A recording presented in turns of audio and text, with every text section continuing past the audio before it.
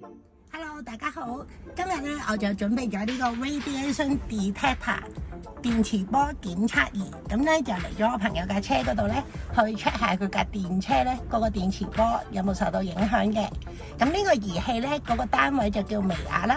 如果0至200咧就係一個可接受嘅範圍，200至到800咧就係已經超出咗可接受嘅範圍啦，800至到1500就係嚴重噶啦。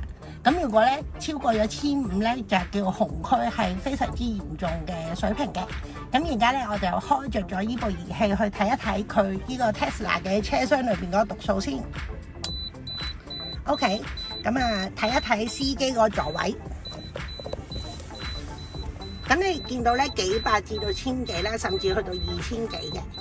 好，咁而家嚟下佢呢個 mon 嗰度，個 mon 都係話2000幾添。咁呢一度就係叉電個位置啦，大家都會見到2000幾。咁我坐呢個位啦，即係乘客位咧，大家都會睇到都係1000幾至到2000幾不等。咁嗰個電磁波影響都好大嘅。咁好，我哋翻去呢個位置先，司機位嗰度擺低個探測儀。咁你見到個讀數都係超標嘅範圍啦。今日咧我就要同大家分享公司嘅新產品叫 M-Guard。咁佢係一個電磁波嘅調和器啦。咁當呢個機器咧開着咗嘅時候咧，就可以調整到嗰個電磁波嘅環境嘅。咁好，而家咧就未插電啦，等一插着咗咧，大家就會睇到啦。好，咁而家我就插着俾大家睇。一插着咗 M-Guard咧，其實嗰個電磁波檢測儀嘅讀數已經去到0啦。咁咧去翻頭先，譬如呢啲位置，咁都係0啦。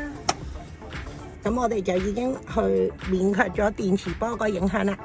咁去翻乘客位呢度先，司機位。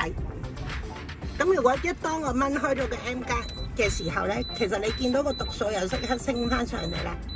咁所以咧 M-Guard真係好幫到手，令到我哋免受電磁波嘅傷害。